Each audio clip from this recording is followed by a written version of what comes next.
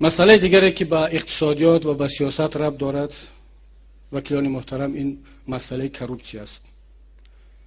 تاجیکستان قریب 10 سال است که طبق گزارش ترانسپرنسی اینترنشنال، یک سازمان ویژه بین المللی که تنها و تنها با آموزش سطح کروپسی در جهان مشغول است، از 20 کشوری اول پایان نفرآمده است.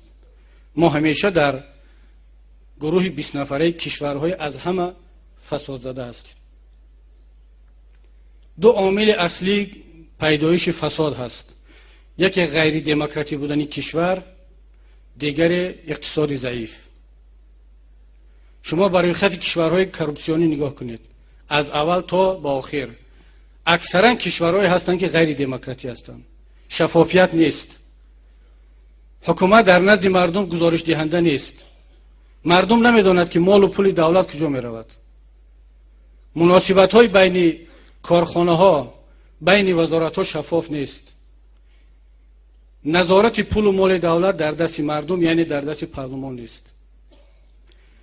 مطمئن باشد با تشکیل کردن نهادها، اگنتی مبارزه ضد کروپسی غیر و هاکذا یگان نتیجه نخواهیم گرفت. شما ببینید تمام کشورهایی که فساد زده هستند، همه آنها یک اگنتی یا وزارت یا یک نهاد مبارزه ضد کروپسی دارند، ولی هیچگاه کار آنها نتیجه نداد. امروز نهادی که باید بر ضد کروپسی مبارزه برد در نزد مقامات اجرایی تشکیل شده است. پول ملت در دست مقامات اجرایی است. اون کسی که پول در دستش است و 80% حالتهای کروپسیونی هم طبق گزارش خود اگنتی از طرف مقامات اجرایی صورت گرفته است. کروپسیونر هم در همونجا است، پول هم در همونجا است، باز نظارت کننده هم در همونجا است.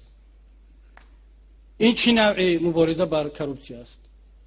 بنابراین حزب نهضت اسلامی تاجیکستان پیشنهاد میکند در این پارلمان نو بعد از انتخابات تجدید نظر در این سیستم کرده شود و نهاد مبارزه بر ضد کروپسی از تابعیت مقامات اجرایی به تابعیت یکی از شاخه‌های دیگر حاکمیت یا سودی یا پارلمان گذرانده شود. اون کسی که پول در دستش نیست. دیگر راه مبارزه بر کروپسی را ما از نخواهیم داشت. پیشنهاد دومی ما درباره مبارزه ضد کروپسی آن است که باید از ارزش‌های دین مبین اسلام استفاده کرد. دین مبین اسلام مبارزه شدیدترین را هم با پاره دهنده و هم با پاره خور برده است. بسیار مشخص آشکار حدیث پیامبر اکرم است صلوات الله علیه که هم پاره دهنده و هم پاره خور هر دو در جهنمند. استفاده از این سرچشمه قوی معنوی برای پیش راه فساد را گرفتن فکر میکنم که برای حکومت کار چندان دشواری نیست. و اخیراً من از اعضایان حزب نهضت اسلامی تاجیکستان و هواداران خواهش میکنم، این پیشنهاد بنده است که در مرحله بعدی یک حرکت مردمی را برای مبارزه ضد کروپسی آغاز کنیم.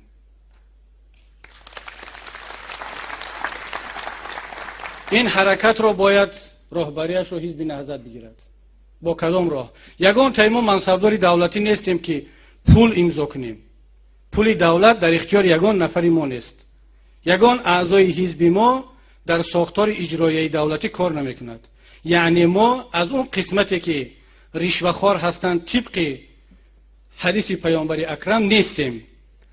اگر ما خدای نکرده در زیر این حدیث بیافتیم، تنها در قسمتی میافتیم که رشوه دهنده هستیم. مجبور میشویم، زندگی مجبور میکند، منصبدار طلب میکند، کارت پیش نمیرود مگر اینکه پاره بدهی. ولی دانسته باش که اگر پاره دادی طبق حدیث پیامبر در جزء پاره خوران و پاره دهندگان داخل خواهی شد. پس چرا ما برای خود را نجات دادن از آتش دوزخ این اقدام را نکنیم که از همین روز شروع کنیم که اعضا و جانبدار حزب نهضت اسلامی تاجیکستان چی معلم است، چی دانشجو هست، چی در بازار می نشیند به یگان منصبدار پاره ندهد. آیا این در امکان ما نیست؟ به فکرم می توانیم شروع کنیم.